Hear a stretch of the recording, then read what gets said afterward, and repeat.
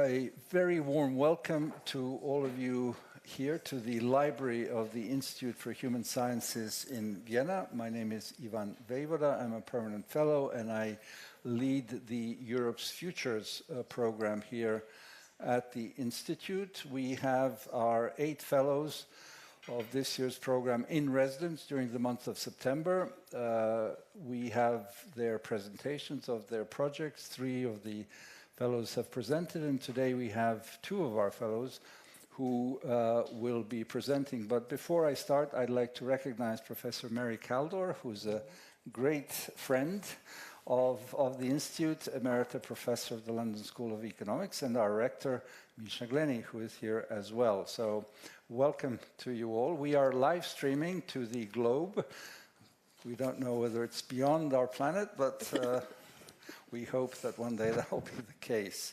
The Europe's Futures project is really looking at the position of Europe in the world, also on issues of foreign and security policy, on issues of democracy in Europe, and on the questions of enlargement and anything that pertains to those broader issues. So today we have, and I hope I will pronounce it correctly, Ieva Česnulaitytė. Yeah, very well pronounced. I did well? Okay, perfect. And Katy Hayward, somewhat easier to pronounce. I'll give a brief bio of both of them because I think it's relevant to their topics. So Ieva is the founding head of research and learning at an organization, think tank called Democracy Next. It's an international non-profit, non-partisan research and action institute with a mission to build new democratic institutions for the next democratic paradigm of citizen participation and deliberation. Previously, she was a policy analyst at the OECD in Paris, that is the Organization for Economic Cooperation and Development, working on innovative citizen participation. She co-authored the organization's flagship report, Catching the Deliberative Wave and Citizen Participation Guidelines, authored its evaluation guidelines for representative deliberative processes, and edited a series on new democratic institutions for Participo. She also worked in the office of Lithuania's Prime Minister, leading the country's participation in the Open Government Partnership Initiative. And Ieva will speak first on issues that she is dealing with, and the title of her research project during this fellowship year is the New Deliberative Institutions as an Antidote to Authoritarianism. Before I give the floor to Ieva, let me just mention that 2 days ago a report was published by a Franco-German group of independent experts called the Sailing in Rough Seas, Reforming and Enlarging the European Union. It was instigated by 2 ministers for Europe, the French Laurence Bohn and the German minister Anna Lohrmann. And it is a 60-page report, which I recommend to everyone. But the reason I mention it in this context is there's a whole recommendation on more participatory democracy and deliberative democracy in Europe. So the 6 experts from France and the 6 experts from Germany really delved into this area. So it really englobes the questions that we're looking at, and in particular, the enlargement issue that has now become so geopolitically and geostrategically relevant, given the Russian invasion of Ukraine, given Ukrainian and Moldovan candidacy, and of course, as part of that, the way forward for the Western Balkans as well, but maybe for Q&A. So Ieva, please, Ieva, take the floor. Thank you. Thanks everyone for coming. I'm really excited to be here and to be a fellow here. And so today, as we kind of thought to weave in the 2 topics we're talking about through an angle of what are the competences and capabilities needed in citizens and politicians that the universities and citizens' assemblies can help develop to help counteract this democratic backslide and tendencies towards authoritarianism. And to answer this question, I'd like to come from a point of view that I believe that if we want citizens to have the capability and the agency and the skills to be able to step into their democratic agency, we need to give them a genuine and meaningful seat at the decision-making table. And just beyond, one's participating in elections every 4 years, or participating in public consultations that don't necessarily have a meaningful connection to public decision-making. And so what I've seen working at OECD and analyzing examples of innovative citizen participation is that the governments are already starting to do that. And they're doing that through citizen deliberation and citizens' assemblies. And citizens' assemblies are processes where a small group of people, representative of a community in their demographic composition, is brought together by a public authority to address a particular policy issue, usually a very complex values-based dilemma or something that requires long-term decision-making that in parliaments, elected politicians don't necessarily have the motivation for. And so these randomly selected groups of people come together and go through a process of learning about the policy issue, deliberation, through which they build towards a shared consensus and understanding of the policy issue, and develop recommendations on which they can agree on, that then they provide back to the government. And these processes, we've seen them, the number of them increase over the past 30 years. So we kind of plotted this deliberative wave that we can see is rising in different parts of the world. And there are two key components that make them then different from other participation processes. So usually, participatory democracy focuses on breadth of participation, as many people participating as possible, ideally all people who have been affected by a particular decision. But this does not allow us to go in depth to meet one another, to meet the complexity of the issue. And so deliberative democracy is solving this issue. It's based on theories developed by Habermas, and it claims that deliberation among free and equal citizens is the source of legitimacy in public decision-making. And so when you combine deliberation with a representation, citizen representation by lottery, you have this process of citizens' assembly that is empowering in many different ways that I'll explain in a moment. So we've seen that these citizens' assemblies have been happening on all levels of governance, mostly on local, 65% of those, but also on national, international, regional levels.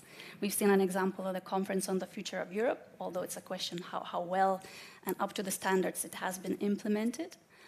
And we've seen citizens tackling all kinds of issues, from urban planning to gender equality to constitutional issues, so they're really capable and able to address all of those, all different kinds of complexities. What we've kind of also seen is that these processes are able to build trust amongst citizen to citizen, and also trust citizen to government. Citizen to citizen, because you never have an opportunity in this polarized world dominated by echo chambers, polarization, and populism to actually meet another person in the situation where you are not wearing your identity hat, you are working towards a sort of shared common goal.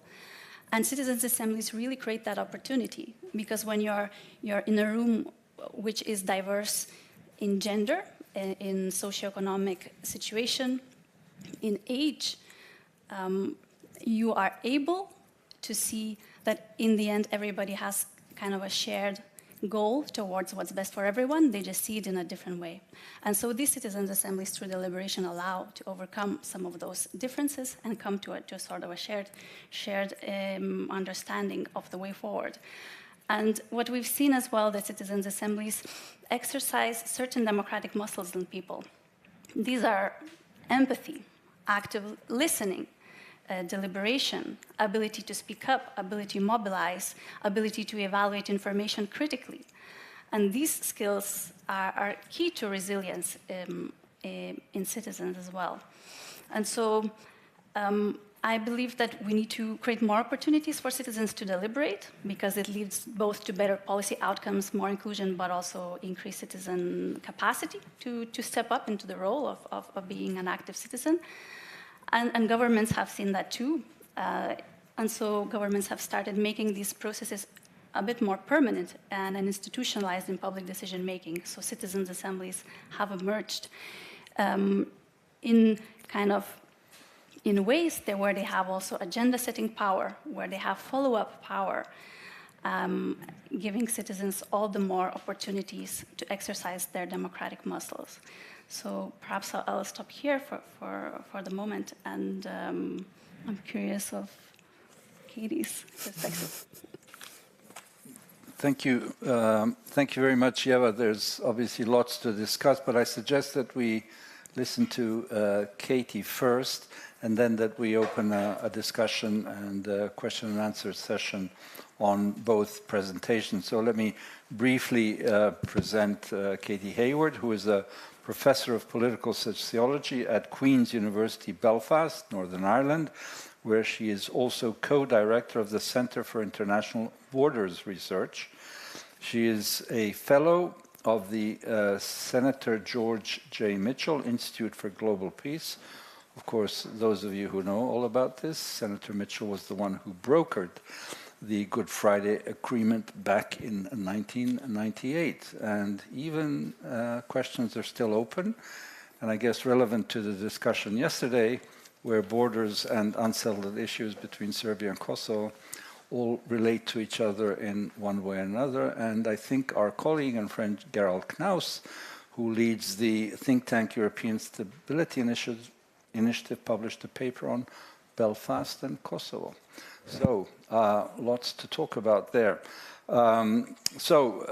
She's a senator of this Global Peace, Security and Justice and an Eisenhower Fellow.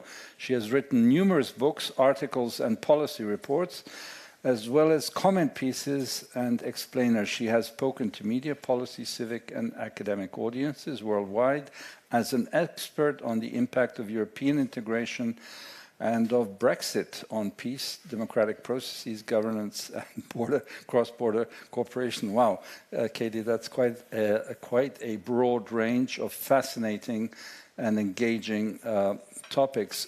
Katy suggested that during her year here as a Europe's Futures Fellow, she would, as she described in her title, work on the issue of discernment and democracy, protecting the civic role of the university in the face of artificial intelligence challenge. So again, meeting points and segues between a number of issues that Ieva also talked about. So I think we're in for a quite fascinating discussion afterwards. So Katy, please. Dank u, Ivan. Zuerst möchte ich ERSTE und die WM für dieses Europe's Futures Fellowship danken. Es ist eine wunderbare Ehre und ich bin sehr dankbar dafür. I'm very conscious of the value of this fellowship, and already I've learned so much from others, not least our colleagues in the Colloquium. I'm also learning a great deal from Ieva, and it's a real privilege to be here to exchange ideas, and there's an awful lot. As you can see, I do quite a lot of random things, but there's also a richness here, I think, in our common concern for protecting democracy that I'm excited for developing. I am an expert on Brexit, but I'm speaking today as a student, if you like, and very much one in the process of learning. My expertise is on Brexit, and that's very much at the heart of my concern for democracy at the moment. And just to give a wee bit of background as to why it is that I've chosen to focus on the civic role of the university in defending democracy. Unsurprisingly, we could imagine that Brexit was a critical juncture for democracy in the United Kingdom, and we've seen that democracy weakened and threatened and eroded in very explicit ways. I don't need to list them here, but we've all seen it, including the threat to break international law over the case of Northern Ireland, but it's also been happening in implicit ways as well, the erosion of certain moral norms. We've been particularly concerned in Northern Ireland about the erosion of democracy, but more particularly about the implications of that for peace and stability in very real terms. Now, through the past 7 years, also, I have been trying to speak into that situation. And this fellowship has been a good chance to kind of reflect on that a small bit. And what I realize is that I have done that through feeling as though I was standing on a rock when I did that. And that's a very privileged position. It doesn't mean you're untouchable in any ways, but it means that I felt I was standing on I had a foundation for what I was saying and being able to offer, like there was a purpose there and an offering. And that rock of the university and that position of the university, and when I say university, I mean sort of institution of academic learning, wasn't based on my own individual capabilities by any means. It's very much about the university, a place of learning, as a cornerstone for democratic society. And I think it's a necessary institution for healthy democracy. And to explain what I mean by the value of that rock, if you like, there are sort of three ways in which I experience that. And of course, it's not just me as an individual, many, many others in the UK were speaking from that same rock and privileged position as well. So one is around the value of knowledge, so confidence that knowledge has a value that is widely recognised in society. Now, this is in a context in which, infamously, we had a British government minister say that people are tired of experts.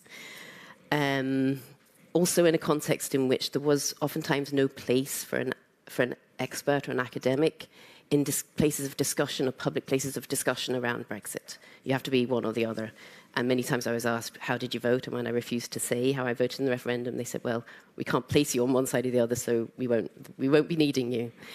But despite all of that, many, many people, parliamentarians, business people, civic actors, journalists, recognize the value of knowledge, and we were able to impart it to them. The second point related to that is the standing of the university as an institution, so people could trust what they were hearing from academics, albeit from very different perspectives, and that trust is really important. And of course, it has a certain status and privilege. And then the third thing is that all-important point about academic freedom.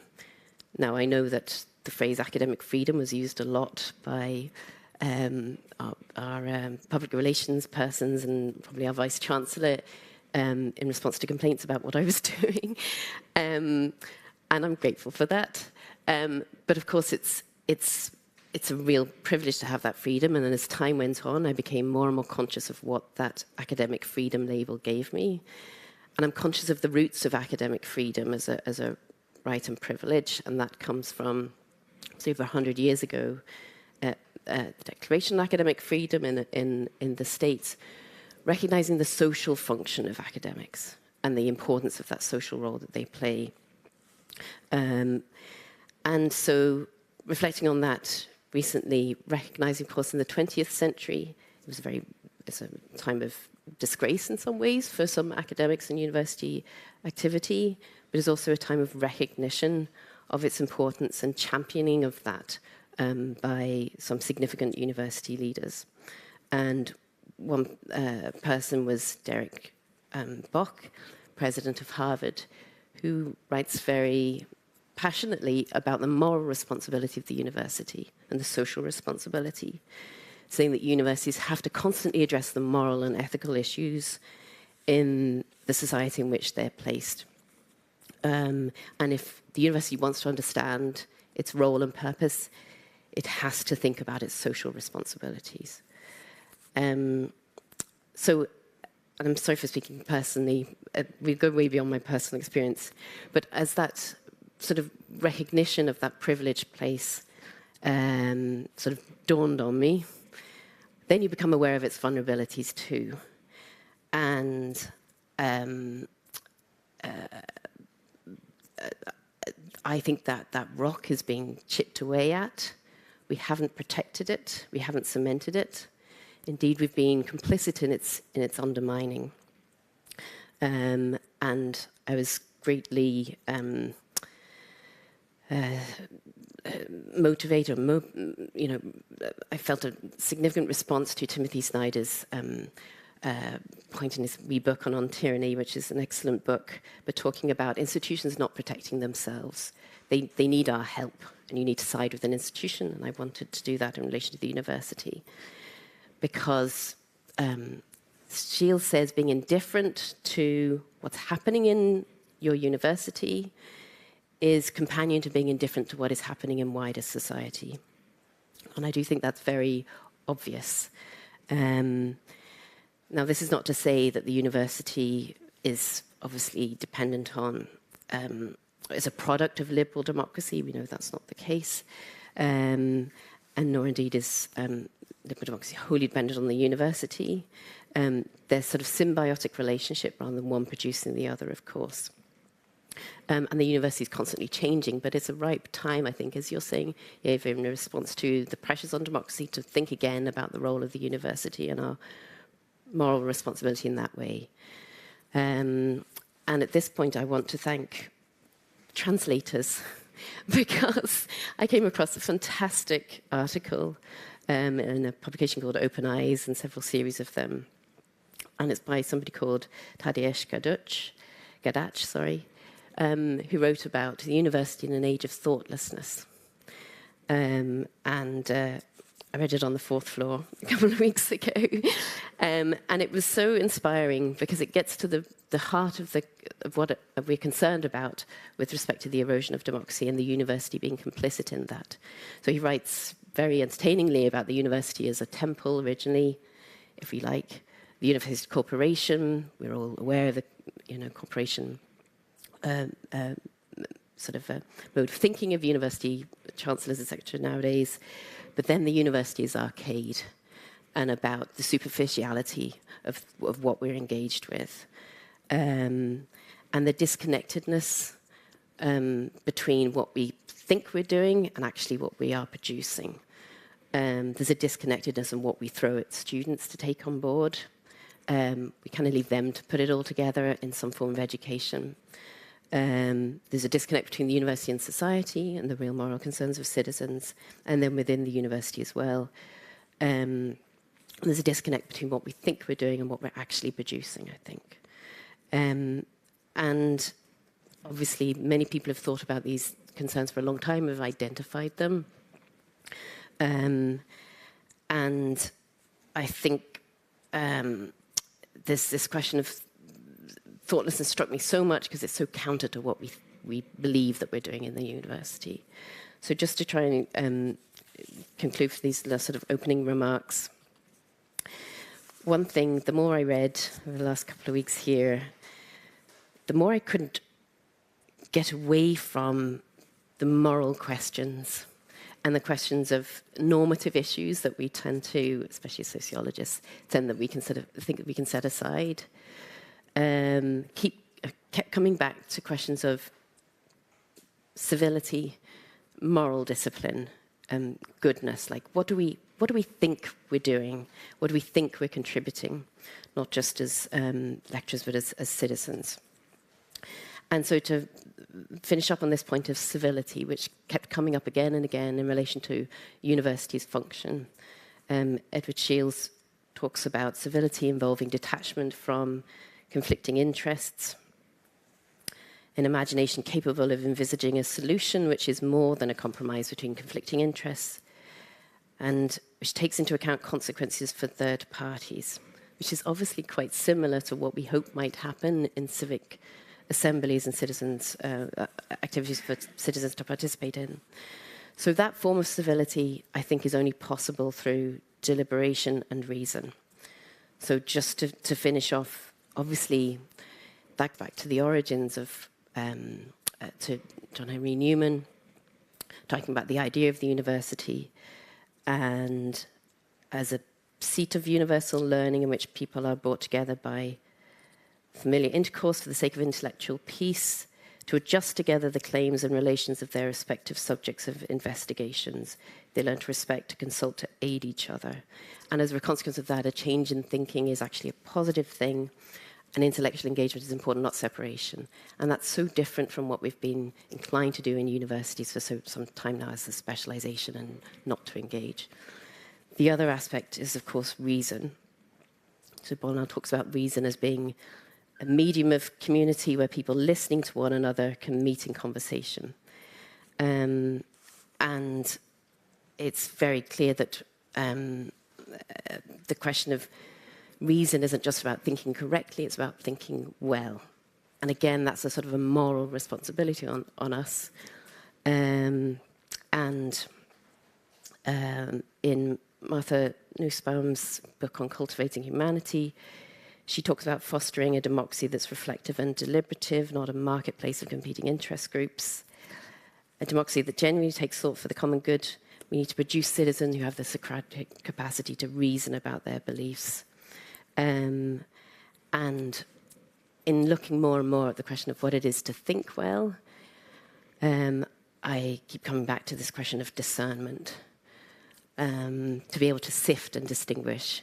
And that's something so contrary to what we are moving into, I think, blindly as universities, as academics, particularly in light of the challenge of artificial intelligence, which is what I'm going to resolve next.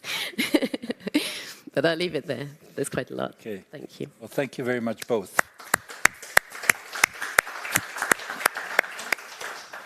Well, one thing that comes to mind, and I'll use the privilege and prerogative of the chair to ask you a question that sort of goes 2 or 3 steps back. How important is civic education from an early age to get to the places where we all want to be, of an informed citizen being able to deliberate or being able to participate in any of these formats? And in your respective countries, or what you are aware of, is there enough of it? Has it been curtailed? Is it coming back? Ieva, maybe you first. Yeah, I think civic education is important, and in Lithuania for sure we don't have enough of it, of good civic education. But I kind of believe that everybody has what it takes to be a good and active citizen. They just don't get the opportunities to exercise that right, that capability, just because we don't usually have meaningful opportunities to engage in public decision-making. Of course, it's not necessarily possible that we engage everybody at the same time, and not everyone has access to participation opportunities or citizens' assemblies, so we need to be working on the kind of broader understanding and skills in different ways, such as through civic education, volunteering, all kinds of things.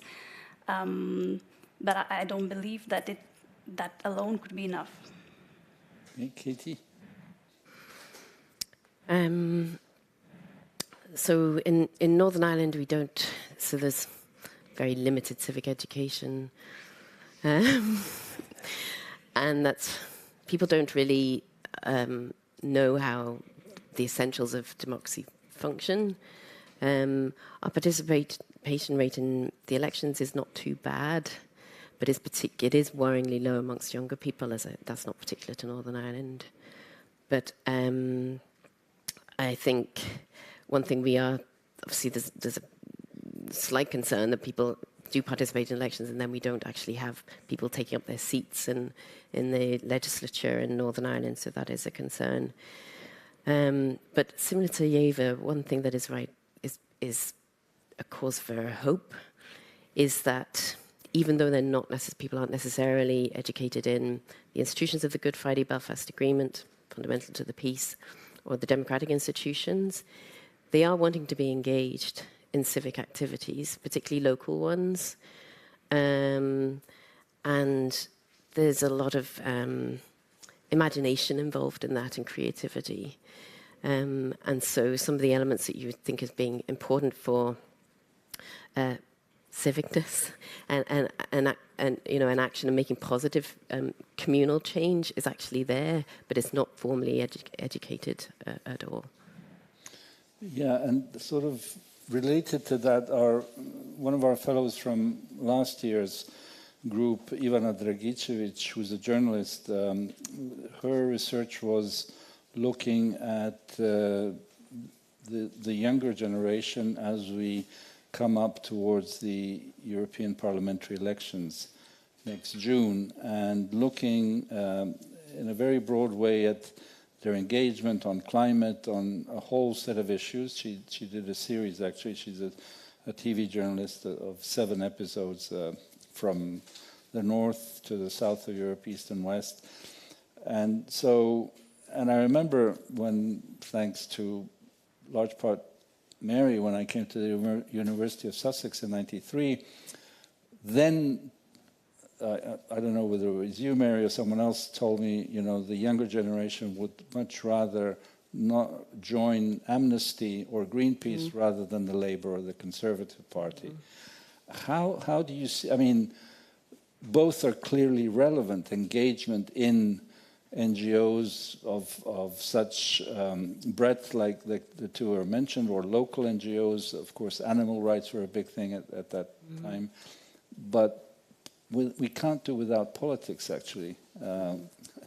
They are the ones who represent through representative democracy, which is, of course, fallible, and that's why we are looking at ways of how to engage citizens more directly. How do you see you know, this issue of the younger generation, and are there ways in which the younger generation can be mobilized to vote? Let me put it that simply. We know what happened with Brexit, of course, and the youth vote.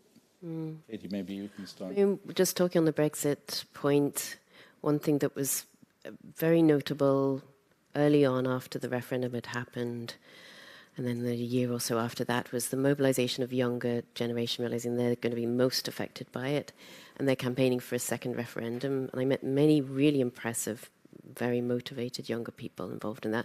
And my concern was, when it obviously didn't happen, what would happen to them, particularly in Northern Ireland, in that context. And actually a number of them have gone into, some are active in maybe environmental organisations, but also some are involved in political parties as well, which is encouraging. And I think that was partly because they had a sense of the importance of such engagement.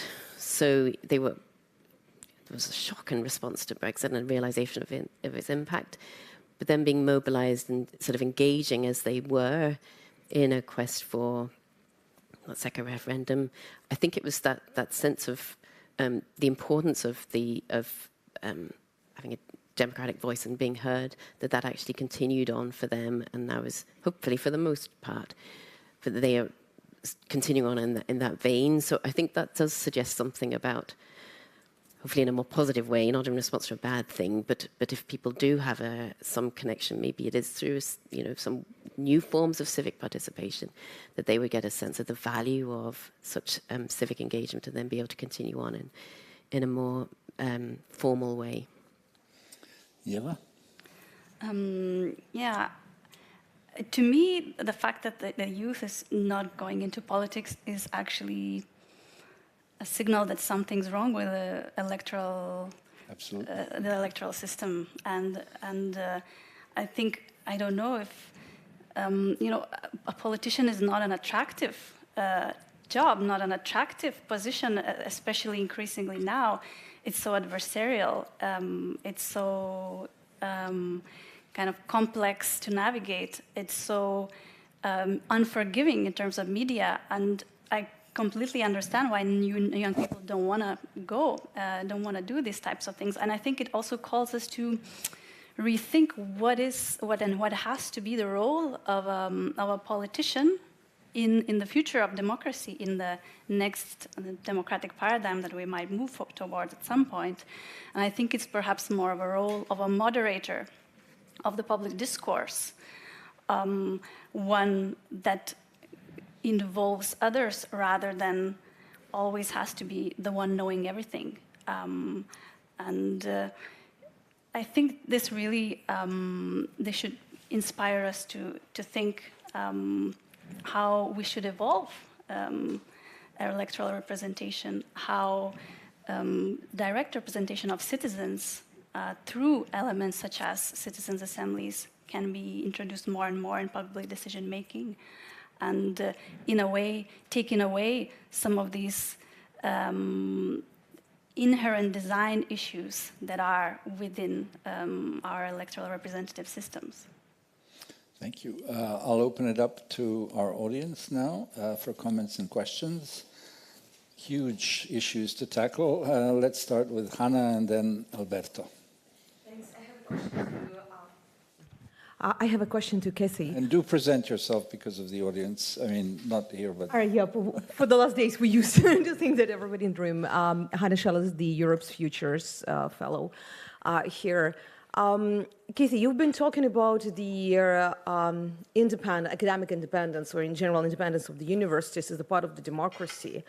But don't you think that de facto currently a lot of universities in Europe became de facto the hostages of the same problem as the democracy in general, when we started to follow the manipulations of the rights and of what we have, when we had plenty of cases in different universities in different countries, so we cannot say that it's a problem of one, inviting people with the extremely radical views or the hostile, or those that been glorifying the things that are abnormal or undemocratic, wherever.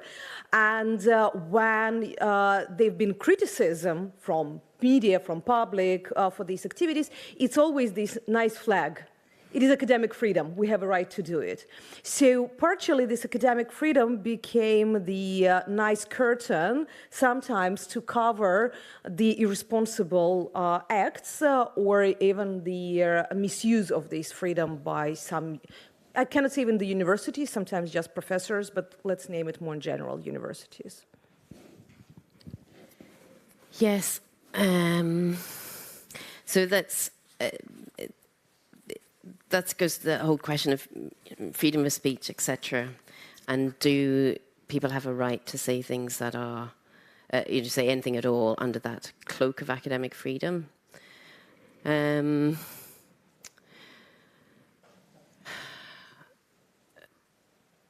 I think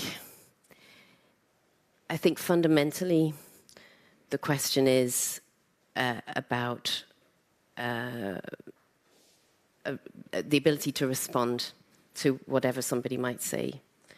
And I think, so, for example, the cloak of academic freedom is used for me and my university and for others who are saying things that some people find really difficult to hear. But their right to say that is to a certain point. I think the difference is for academic freedom, it's not about specifically general right to say anything at all, but it's about being able to say things on the basis of what of your academic learning, right, or your research. So at some point there, it's not just about sounding off on your opinions or something. It's about on what grounds are you saying this? So where is the evidence for that? So I think there's a difference between that sort of general thing, anybody can say whatever the heck they like, because they're academics, therefore they have the freedom to say it. I think it's different.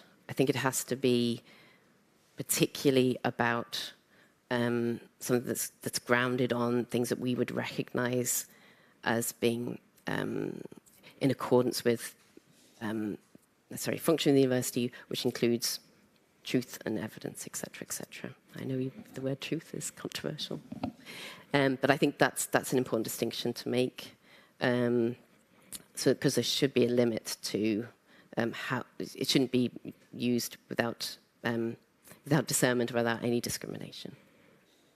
Ieva, do you want to say something or not on that issue? No, I think that's... It's the whole famous debate about no tolerance for the intolerant, but let me leave it. Alberto. Yes, Alberto Alemanno, Eurofutures Fellow. Question for Ieva. Thank you so much for describing the virtues of citizens' assemblies and how they are spreading around. And just a consideration, the fact that most of these initiatives remain very much ad hoc, right? They remain in the hands of the political leaders who actually use them. Sometimes it happened in France in a particular way, which show a sort of dark side in the use of citizens' assemblies. So my question is, how can we now institutionalize these deliberative assemblies? How can we make them part of the day-to-day governing and policy making? We know there's a lot of pushback by the political class, right? They perceive that there is a competing legitimacy against them. And for Katy, just a quick question, because I really like your consideration about the social role of university. And my slightly provocative question for you is, why academic engagement in our epistemic community, in the social sciences, remain an exception and is not the norm? Okay, Ieva. Yeah, thank you for the question. So at the moment we've seen several ways these processes have been institutionalized already, and of course, given it's a young field, which is kind of, let's say, 30 years old, we have lots of experimentation going on, seeing what works, what really doesn't work. And so, I mean, I can explain some of the ways that, for example, in Austria, in the state of Vorarlberg, you can collect 1,000 signatures to initiate a citizens' council on a local level to be able to call for an ad hoc citizens' assembly. Or in France, and as well as in Ostbelgien, the German-speaking community of Belgium, you have a randomly selected citizens' body that has a mandate to initiate ad hoc assemblies and is standing there for a year and a half with a rotation every 6 months of the part of these people that are part of the assembly. So we see some experimentation emerging in different parts of the world. But from what I take also from your question is that element of potential manipulation of the use of citizens' assemblies in public decision-making, which I think is a very fair question. This is specifically what I'm kind of interested in unraveling in the context of Central and Eastern Europe. Because most of these citizens' assemblies, they so far have happened in Western Europe, in Canada, in Australia. We've seen some emerging now in Latin America and some actually in Central and Eastern Europe. However, that's still a bit of a minority. And so, indeed, what we need to do is to make sure that before these types of new democratic institutions are being entrenched to power, we have to make sure they have the kind of the necessary checks and balances within them, so that we can claim the legitimacy of decisions that are taken in them. And so at the OECD, we've developed good practice principles together with international practitioners that have been running these processes for the past 30 years based on their learning. So, you know, there's things like representation, transparency, accountability, connection to power.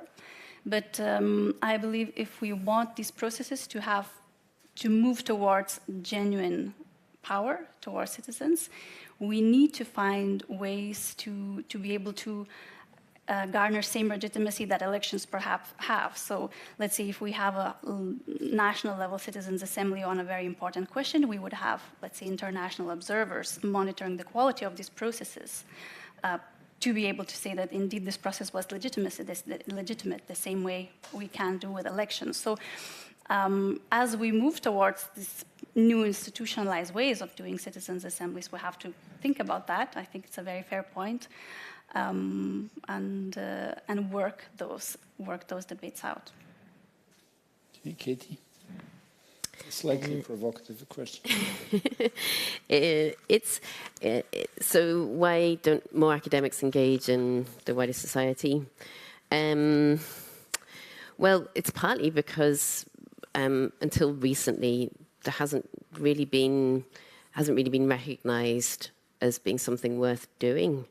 And Gadash writes about this really interestingly as well, talking about mediocrity being sort of accepted widely in university and measurability, and how is success rated. We're all very aware of this, right?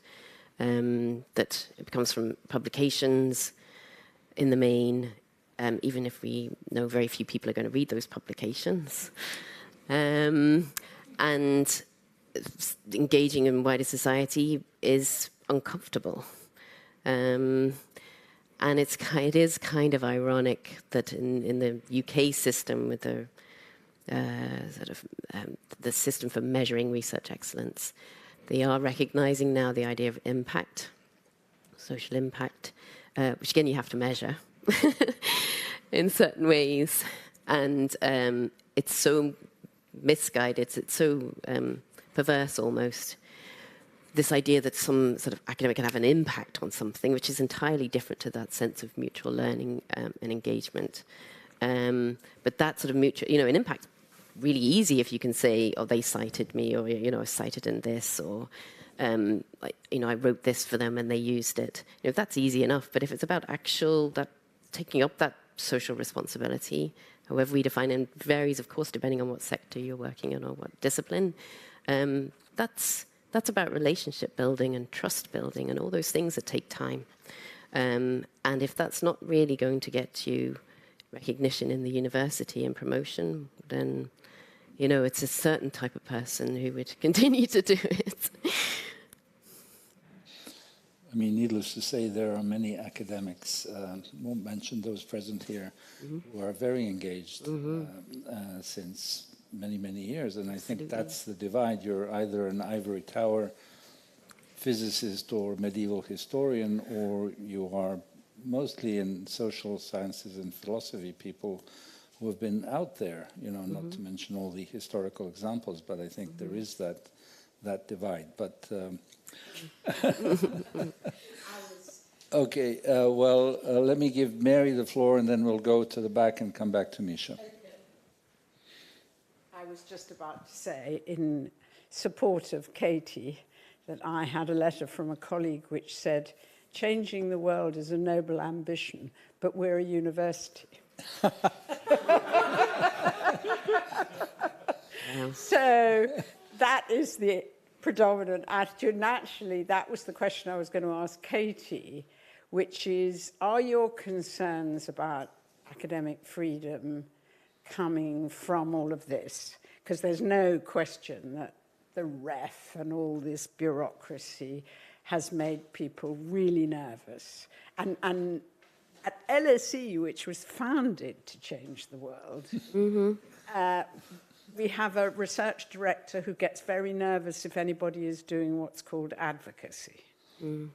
So is that your concern, or is the other concern the sort of populist issue that, you mentioned the anti-expertise, but there is there's this new campaign for academic freedom, do you know about it? No.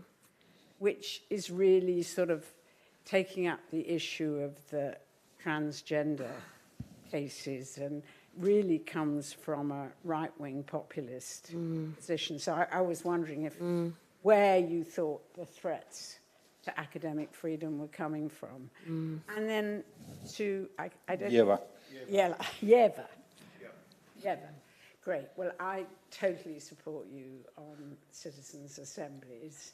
And but I also think, and which you've said something about, that there are huge problems with representative democracy. I mean, maybe we need to discuss them in citizens' assemblies, but I think the dominance of political parties is a problem. It creates the adversarial.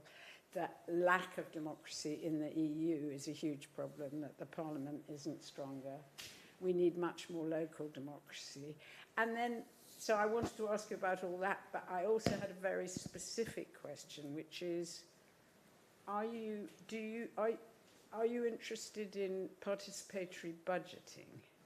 Because I was been thinking a lot that the whole Green New Deal, if it was subjected to participatory budgeting, would reduce the possibility that it goes to the crony capitalists and the oligarchs and everything. Okay, Katy first, and then Ieva. And back to the microphone. In terms of threats to academic freedom, I mean, it's definitely under pressure.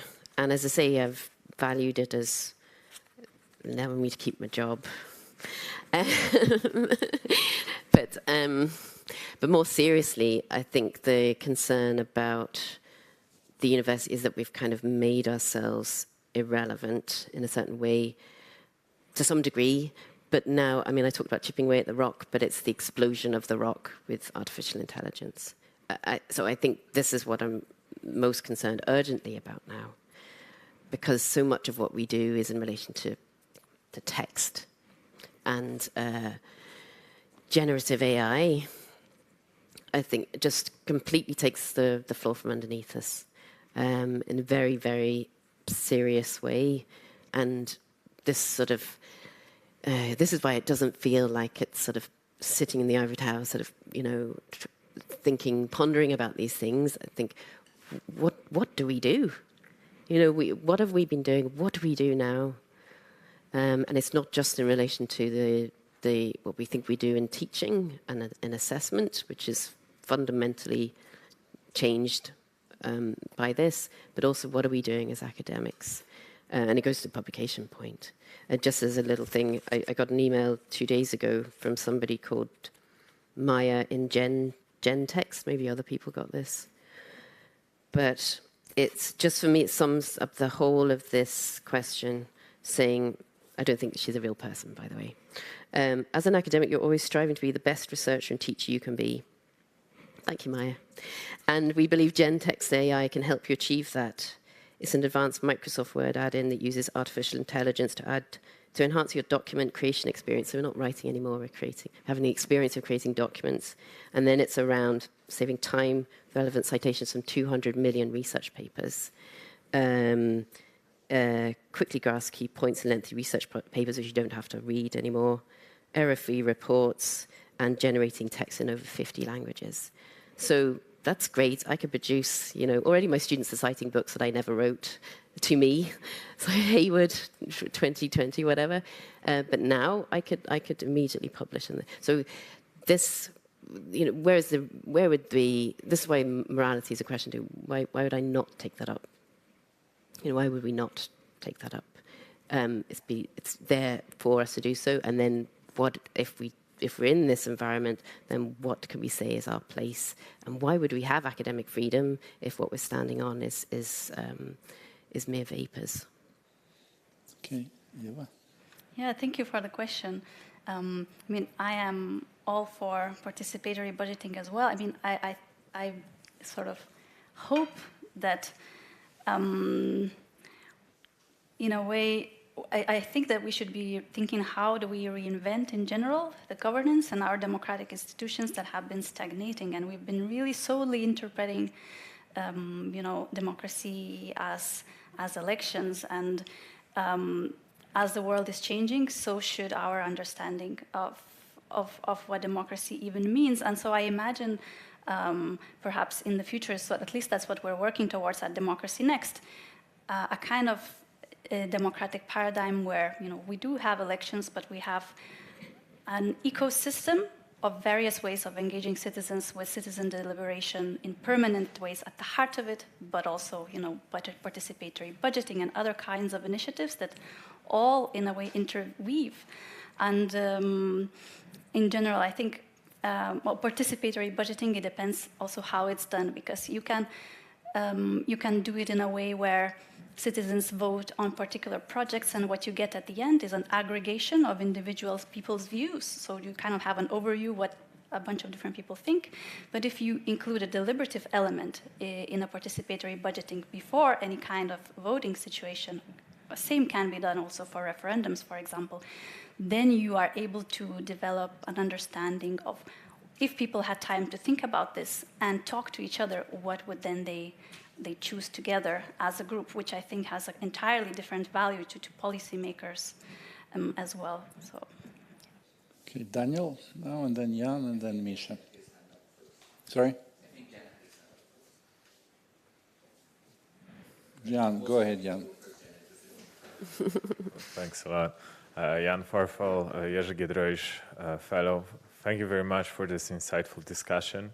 And I would like to relate actually to Alberto's question on impact, because there was a time when I worked at communication services at the University of Oxford, and I remember we were preparing this dossier for the government, showing the positive impact that Oxford does for the country, but also on the global scale. And actually, from all of the case studies that have been identified, all of them applied only to, you know, medicine, to business appliances, to technology, and the nearest we got when it comes to humanities or social sciences were actually new appliances for archaeology. So it tells a thing about the impact when we're trying to measure the role of the universities. And on this ground, perhaps two questions. One about the changing role of the university, despite all those missions and the ideal type that you stated, we can clearly see that university has lost its monopoly on producing knowledge over time. We have the pervasiveness of think tanks, of NGOs, even podcasts now becoming, for some people, even more relevant than the university itself. And also probably relating to the argument made by Alan Bloom in the closing of American Mind that, universities are catering more and more towards private, needs and gave up on liberal education, turning more into the school of apprenticeship or something like that. And as a follow-up, as the second question, don't you think that there are limits to what the university can do, and sometimes we over-fetishize what the university can do for the society? With the case study that we discussed a bit about Central European University, which for 2 decades was generating the new liberal elites in Hungary, was provided with a substantial amount of money, and yet didn't manage to withstand what happened afterwards. Thank you. Yes, I completely agree, and it was kind of liberating to sort of think, the liberal democracy doesn't depend on the university, and the university isn't a product of that. But at the same time, does it have a purpose, and is that a purpose important and constructive for the type of society that we would like to live in, for democratic society? And I think the answer is yes. But so I've cited Edward Shields, and he wrote loads on this, of course. But he was very negative towards the end of the last century. He was basically saying, we can't. That's it. We've kind of missed our chance, and we're going in the very wrong direction, as the kind of direction you're saying as well. Like, the decisions were made, the choices were made, and we're sort of reaping the consequences of that. And I agree, we shouldn't. I certainly don't want to. Anybody in a university is very, very aware of its foibles, etc., and the limits of it, and all of that. But I think, in response to that question, does it have a role to play? And if you think that plays any value, if it has any value at all, are you prepared to defend it? And indeed, are you prepared to try and seek reform of that so that it can maintain that valuable role, recognizing that it could easily disappear, just as many institutions across Europe are under pressure and eroding at the moment. But I completely take your point. Daniel? Wonderful. Thank you very much. I'm Daniel Quiroga, Junior Visiting Fellow. My question is for Ieva, actually. I was wondering if you can talk a little bit about non-citizen participation. Because as a Colombian living in Switzerland in the last couple of years, I've seen how dramatically little kind of political participation one has as a non-citizen, as a temporary migrant, etc., in this sort of context. And in a way, it reminds me of the conversation we were having yesterday, how the return of democracy in the last couple of years in many places has also been a return to ethnocentrism. And I was wondering if you can talk more about what place, if any, do non-citizens play in your story? Thank you. That's a very good question. And we kind of, when we talk about citizen participation, we always get challenged on this word. Why do you use the word citizens in general? Because it's a very loaded word, and it has a lot of implications in different communities as well. You could kind of also say people, residents as well. Well, we use it just because we want to reclaim a little bit the meaning of this word in a positive sense. But usually, if a citizens' assembly, say, happens on a city level, it's residents, it's not citizens. So everybody from the age of 16, residents of a particular place, usually receive the invitations through this random selection process. So the idea is to be as inclusive as possible. And even going beyond that, the idea is that how are we even representing the rights of the future generations, the rights of the planet, the rights of the environment. So we see in some of the latest citizens' assemblies what happens, that part of these randomly selected citizens are assigned to represent the rights of the future generations and of the planet, and to think of a perspective of that particular view, to enrich this kind of conversation with different perspectives as well. So I guess it's a question of what do we consider of representation, and what are the innovative ways that we can actually bring that into conversation. And absolutely, it's about being as inclusive as possible. Okay, Misha. Yes, you do. Thanks, Fanny. Katy, I just wanted to reinforce what you were saying about your friend Maya, in touch with you. I did some research on the impact of GPT on the publishing industry earlier this year, which is absolutely massive. And one of the conversations I had was with a leading New York publisher who said that he had, in December of last year, an agent who he knew well had submitted a thriller by he said, a new author.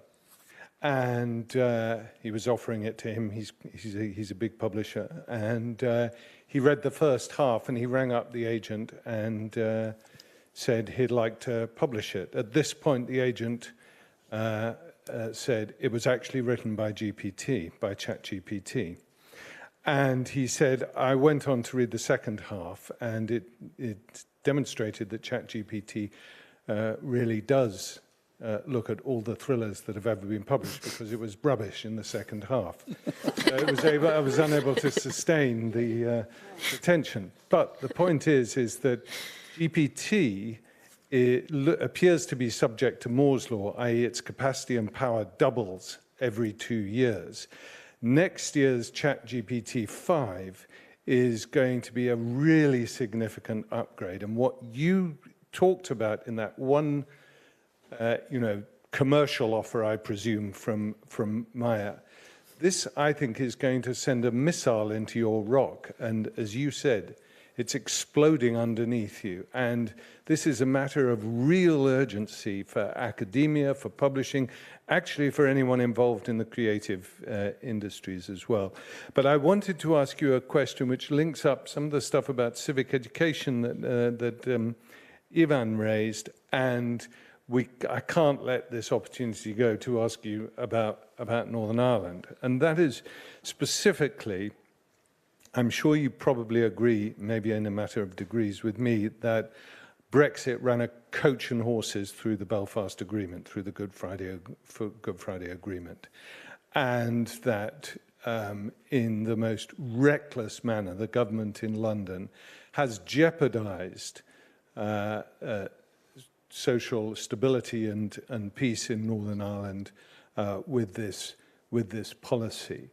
But I wonder if you would agree that the big failure, which I heard from people in Northern Ireland about the Good Friday Agreement, was that it did nothing to dismantle the institutions of sectarianism, in particular the education system, so that Catholics and Protestants continued to have their own education and did not mix as children, and certainly didn't mix as adults. And whether that failure in the Good Friday Agreement has actually exacerbated the dangers that Brexit have brought with it to peace and stability in Northern Ireland.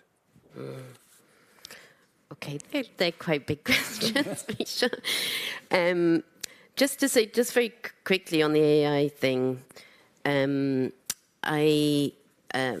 just going to quote somebody else, no less than Simone Weil, talking about the power of words in 1937, and she said, to clarify thought, to discredit the intrinsically meaningless words, and to define the use of others by precise analysis. To do this, strange as it may appear, might be a way of saving human lives. And I think the point of meaning is really key here, because that's what this generative AI, it's about, the next word comes on the basis of likelihood that it follows the word before. And it becomes meaningless. And my concern is that, in reading students' essays, it was because of the false references, the made-up books that alerted me. It wasn't the fact that actually it was tripe and the meaninglessness. And we had that in academic articles as well. We wouldn't, and this is famous, obviously, Circle and all the like. So, and this is why that social responsibility, the social function of academics, it's not about impact. It's not about just those of us who happen to work in areas that get of interest. It is the historian, it is the philosophers, it is the people in other areas who have that responsibility vis-a-vis meaning. And that's something, as I say, to really be exploring over the course of this fellowship. On Northern Ireland, yes, absolutely, huge challenge to all the key connections and relationships that underpin the Good Friday Belfast Agreement that is caused by Brexit. And it relates to an earlier point around the challenge for democracy in Northern Ireland now is partly because of the disjuncture between the post Good Friday Belfast Agreement society that's been created and is enjoyed by younger people who've grown up with no experience of the troubles and indeed no knowledge of it because they're not taught it in schools. The distinction between their experience and then those institutions that that they're voting into, which reify, those divides. The unionist nationalist divide, with the plurality of people not identifying in those terms anymore. Although that's post-Brexit, that's changing. So we do see that eroding a bit post-Brexit. People are becoming more categorized. And this is why we're thinking very much in Northern Ireland, we don't have functioning institutions of government. And there is this question of, do we reform the institutions now? Is now the time to do it? Because people are looking to the alternative Irish unification, but at the same time we have to manage the very significant, British population in Northern Ireland, etc. And I do think it would be really good for us to think not just in terms of Northern Ireland and unionist nationalists, but bigger questions around the way that our democratic formal institutions should reflect society and its concerns much better than it does at the moment.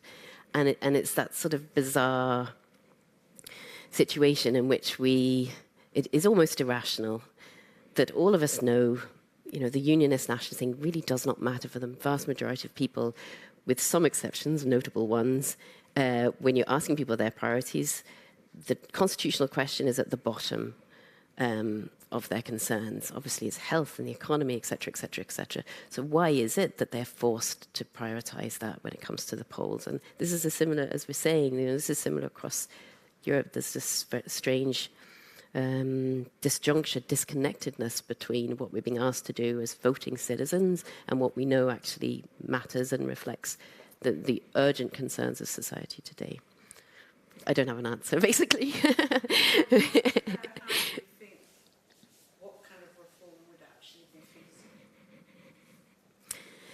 So in terms of reform, well, this is the thing, and we're all familiar with this in these sort of post-conflict situations in which you can only have reform that has the buy-in of the main parties. And the main parties now, they don't want to, they have a lot of power and they don't want to lose their veto power. But it's that very veto power, the ability to stop everything simply by walking away, that the vast majority of people are fed up with, because it means that we don't have functioning democracy, and that has real consequences in our delivery of public services, and then the terrible environmental crisis we're having in very real terms in Northern Ireland at the moment. So yeah, it's this just go round and round, and until. And of course, we're dependent on the British and Irish governments as well to be willing to open this up. And their relationship is better, but it's not a trusting one, for good reason at the moment. So, hence the hopefulness of the people still wanting to get engaged, and where you're seeing that, and Mary, all your work on civicness, there's so much in that to prevent us despairing, and you'd be hopeful that could somehow produce some shift all the way up through to the levels of formal governance, but we're a long way off that yet. Well, lots of thoughts on all this, in particular on Northern Ireland and Serbia, Kosovo. Just to mention a few, I am always reminded of Bernard Crick and one of my favorite books, In Defense of Politics, which he had a postscript many years later where he talked about the high price of peace. Which, you know, is even banal to say, but every side has to give up. I mean, and if you're kicking in your heels, wherever it is, in Northern Ireland or in Serbia, Kosovo, you'll never get there. And then, you know, something either rolls you over or there's some new explosion or I don't know what, or some other place. Until there's that recognition that the proximity in which people live, however great their differences are, they have to start, and that's what Mitchell was able to do at that point in time. And we remember later Richard Haas and I forget her name, Megan O'Sullivan, came, and I remember reading they spent 2 or 3 months, and then that last night they spent 12 hours. So this is well after Mitchell to kind of put some of the final touches on it, and they didn't succeed. The parties did not agree. So, you know, it's really uphill, and again, from the neck of the woods where Ilir Deda and I come from, we're constantly thinking about this, you know. Where at the same time as he was working in Northern Ireland, George Mitchell was trying to solve the Macedonian problem as well. Yeah. Well, good luck. Well, at least the Greeks finally sort of caved in and decided to talk to the Macedonians, and we got the Prespa agreement. It's horrible Bulgaria. But on the totally different subject on impact, I mean that Jan and Alberto had alluded to, you know, I cannot not think of having been both obviously in academia, but also on the donor side and the recipient of funds, and there's this constant need to sort of show impact. And I was thinking, I mean, the University of Bologna in the 14th century, were they asking that question? I mean, you know, the oldest university, or in Florence during the Renaissance. I mean, there's something so, I don't know, banal in this, that, you know, the university is created for people to get educated, to learn about the world, to have a critical approach, to kind of do discoveries. And, you know, from Bologna 1088, I think, the founding of the university, we get to AI through, you know, the steam engine, the whatever. So, you know, if you take the long view, for me, it's really to talk about impact.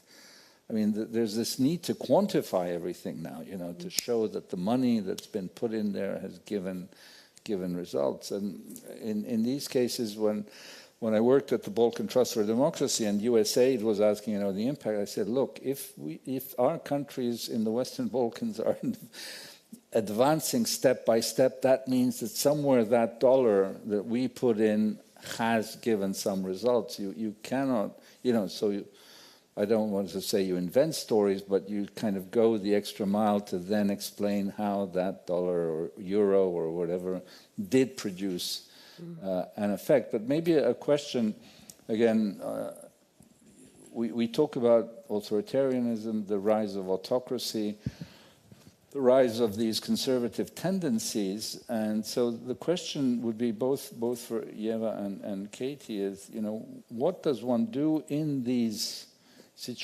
adverse situations when, you know, we don't have a semblance of a democracy of sorts? You know, does one go back to the, you know, clandestine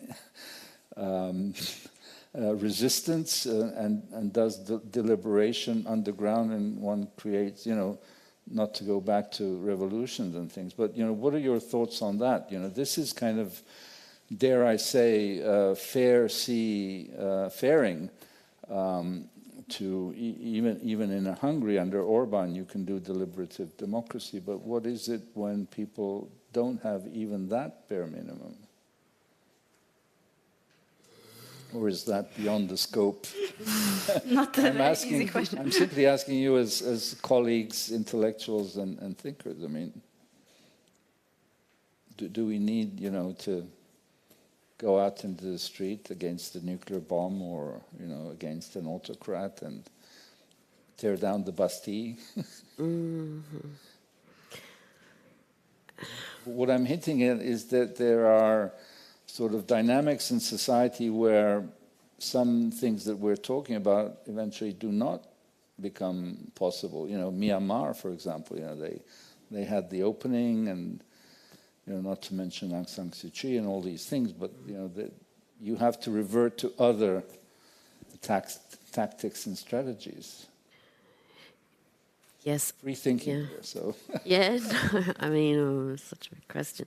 But, I mean, I'm reminded of the, you know, the original text in the 1915 Declaration of Academic Independence it's about, you know, freedom of teaching and research, but also extramural utterance and action.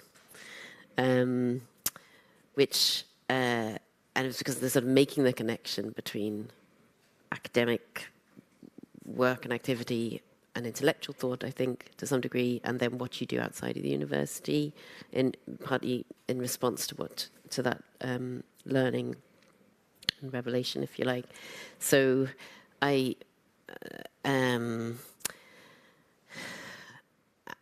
and I think, you know, obviously, I've become highly aware that the unthinkable can happen.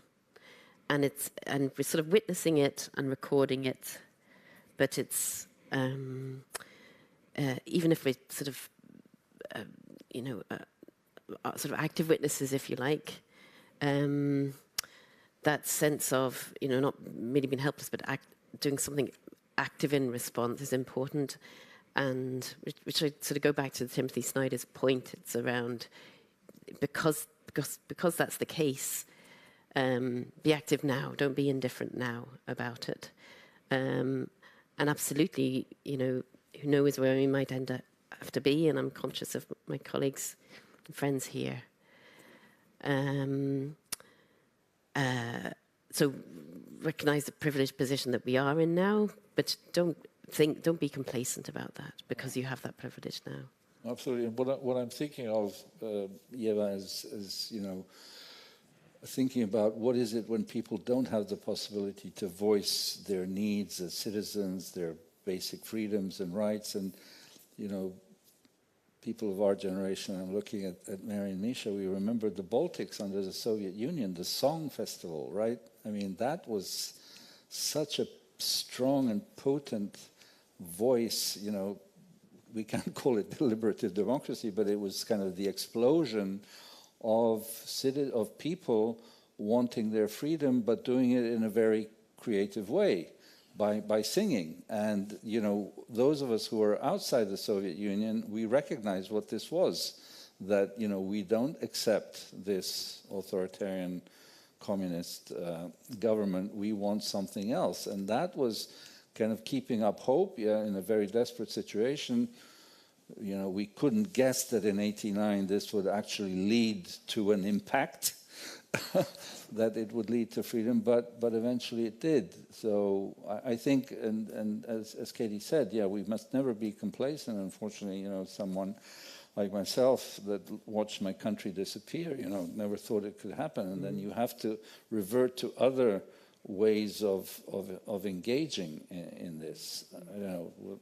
Yeah, do you agree with? Absolutely, of course, absolutely. I mean, like, I recognize fully that, like, especially deliberative democracies is kind of a very normative theory as well, and we're kind of working with an ideal of the future, and this is a little bit of what we aim to propose, this kind of hope and vision for the future, that things can be different, but I recognize that there are contexts where these things are absolutely, you know, impossible, and there are other ways where we have to uphold somehow, you know, our own strength and dignity at home or in local communities and find alternative ways. And the Baltic way, I think it's a fantastic and beautiful example. And I heard stories from both of my parents. They were there. They were holding hands. They were singing, and it was absolutely amazing. But this is something that really inspires me personally, because I was born literally 1 year after independence, and you know, hearing all the stories of, like, my grandmother being deported to Siberia and all of those things, I kind of and our democracy being so young, I really don't want people to get disillusioned, because I feel like there was so much struggle for this freedom and for this democracy. And I want their sacrifices and their hopes to be worth the kind of democracy that we can offer. And so that's why I strongly believe that we should be innovating, trying new things, reinventing, because, you know, it has to be something that's alive and that's going to be fit for the kind of future we're heading towards. Well, I think that's a very fitting way to end this discussion. Let me just add, because both Katy and Ieva, we had a conversation beforehand, and I talked about my recent trip, which was in Tirana just 2 days ago, where the Berlin process, which will be the summit between the European Union member states and Western Balkan leaders, first time outside of the EU member states. The summit will be on October 16th, but we had there are a series of events in the run-up to this summit, and this one was about academia, university, and science. We had all the rectors of the universities of the region and the academies of sciences, and we were actually having a very similar discussion, and I was asked to give the keynote, so I spoke, sort of replicating much of what you said. But the reason I concretely mention it, there's a really interesting development, and Federica Mogherini was there, who was, as you know, the High Rep for Foreign Policy before Ursula von der Leyen, and she is now the rector of the College of Europe, one of the oldest pan-European universities, or rather postgraduate schools, that was created in 1949, and that's based in Bruges. There's a second campus that was opened many years ago after the fall of communism in Natolin in Poland. But the kind of breaking news item is that they are going to open a third campus in Tirana for Southern Europe. And it will start next autumn, which is really, I think, a very exciting piece of news, because, you know, there's an understanding that Europe is not only the north of Europe, not only member states, but also countries here. So, but that's just a footnote to the excellent presentations and answers from, yeah. Yeah, sure. Because I think what I think is really interesting, and what brings them both together is it's really all about deliberation based on reason as opposed to populism and prejudice. And, you know, this has been such a historical debate, as you and I know very well. It was key to the Federalist Papers, and it's absolutely key now. And with the role of social media, I mean, there's so many different features. So I think it's really interesting to explore that. I also think, I mean, a fascinating, you know, you were saying about universities, but remember 50% in European countries of the population go to university now. When we were young, it was only 8%. At most. So it's an extraordinary change, the number of citizens who've been to university and the potential for deliberative democracy. And at the same time, we have AI and social media, which can foster these things. So it seems to me exploring that tension is just incredibly interesting for the project. Thank you, Mary, but most of all, thank you, Ieva. Thank you, Katy. Thanks again.